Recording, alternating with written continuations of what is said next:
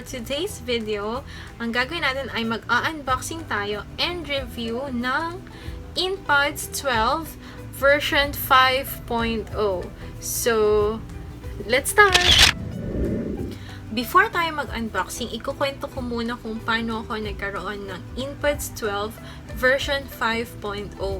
Actually, ang husband ko, sumali siya sa isang online raffle. Guessing contest pala. Kasi diba nauuso ngayon yung pagkaibigan mo, gusto magpa-raffle ng mga produkto or something like that. And nakita niya sa post ng friend niya. So, nung shinare niya, dahil yun ang mechanics ng friend niya, i-share and then i-like yung post and then huhula siya. So, nanalo naman siya. Ang galing ko talaga. Kaya ako magaling kasi ako yun ang hula. Anyway, yan. And then, nung isang araw lang yun actually. So, nakuha niya na. And then, sa akin na siya. So, for today, ang name niya is si Ace. And, thank you Ace for the raffle. So, Guessing contest nga, di ba? Nanalo yung asawa ko dahil sa ito. And, right now, I have here the Inpods12 na. And, this is the Inpods12. Actually, hindi namin alam kung ano yung color niya. Because, dito, merong mga i-check kung what color, pero walang check. So, huhulaan natin. It's a surprise! Diba?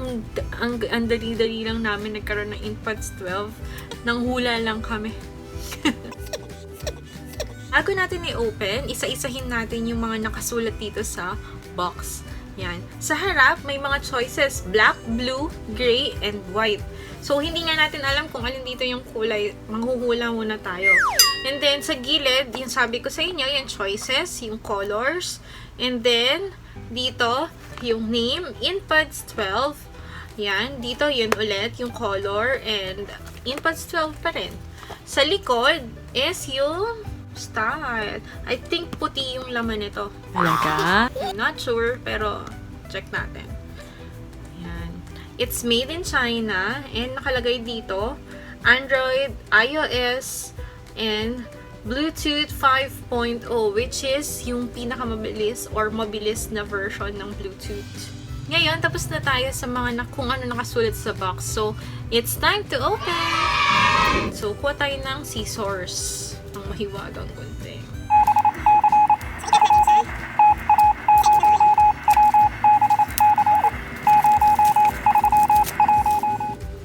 Yan. I-open na natin. Pag ganito siya. Inpods12.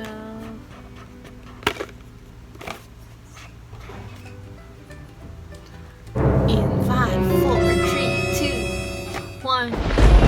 Wala ba kayong mga kamay? This is the Inpods12. So, meron pa siyang plastic protection dito.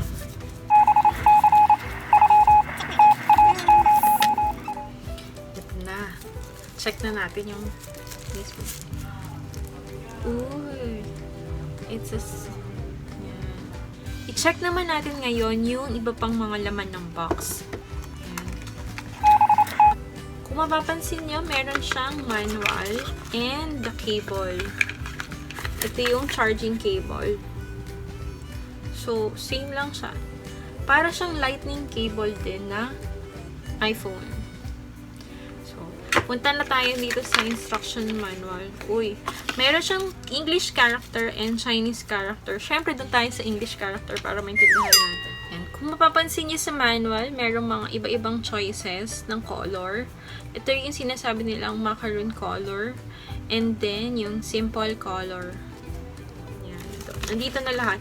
Yung specification. Yan. Mamaya, basahin na lang natin tong manual. Ngayon, balik na tayo dito sa earphone. Ito yung mismong lalagyan. Para rin siyang AirPods. Meron din siya ditong silver. Kung mapapansin nyo, matte siya. Hindi siya yung makinis. Hindi siya yung makintab. And ito yung likod. May button dito. Ganda. Pag in-open natin siya, mapapansin nyo wala pang ilaw na lumalabas. Ayan. So, tatry natin i-take siya out of the charging Makikita nyo, nagbo-blue, blink yung blue. Kung nakikita nyo, nagbi-blink blue, red, blue, red. Ibig sabihin daw niyan is naghahanap siya ng makokonekan na Bluetooth device. Ngayon, meron akong cellphone dito. Ito-try natin i-connect yung earphone through the cellphone Bluetooth. So, i-record ko siya para makita nyo. I-attach ko na lang dito sa screen. And then, tatanggalin natin yung earphone dito sa lalagyan. Yan. Kung mapapansin nyo, may kulay. Nag-alternate yung nagbi-blink na blue and red. So, i-on na natin yung Bluetooth. Kapag nag-blue na lang yung blink niya, ibig sabihin na connect na siya sa cellphone. Yan. Bali, pag lumabas na yung i12 sa options ng mga Bluetooth device, pindutin natin siya para to connect. Medyo mabagal yung connecting. Yan, connected na. So, kung mapapansin nyo, nag-stop na yung alternate na blue and red blinking. Pag nilagay natin siya ngayon sa tenga, yan, power on ang nakaririnig natin. Ngayon, try natin ibalik sa charging box niya.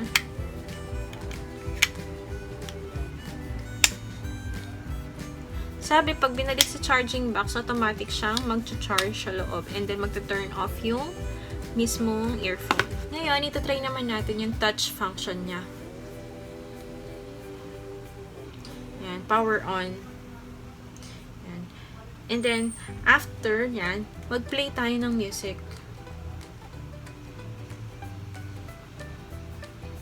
Manual. Sabi dito sa manual, i-touch down natin yung right earphone 3 times para mapunta doon sa last song.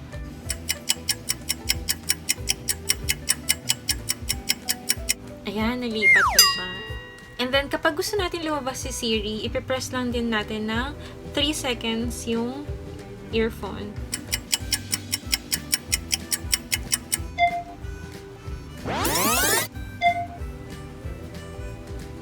Yan. Lumabas na siya. And then, kapag gusto natin i-turn off yung earphone, press lang natin siya ng 5 seconds. Yan. Nag-power off na siya. Kapag gusto ulit natin i-on, press lang natin siya ng 5 seconds. Power on.